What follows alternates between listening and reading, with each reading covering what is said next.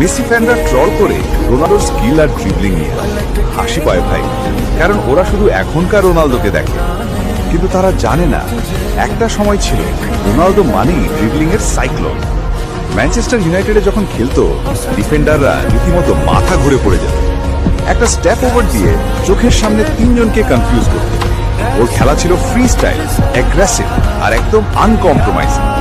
Skill দিত show off করার জন্য না, দিত ডিফেন্ডারদের অপমান করার জন্য। আর হ্যাঁ, সেই রোনাল্ডোর খেলাগুলা ইউটিউবে এখনো আছে, যদি সাহস থাকে একবার গিয়ে দেখো। তোমরা যে রোনাল্ডোকে পেনাল্টি মার্চেন্ট বলো, সে ছিল এক সময়ের সবচেয়ে আনপ্রেডিক্টেবল উইঙ্গার। তখনকার ডিফেন্ডাররা ওর নাম শুনলেই কাঁপত। রিয়াল মাদ্রিদে গিয়ে শুধু আরেকটা ডাইমেনশন অ্যাড করছিল, পাওয়ার আর ফিনিশিং।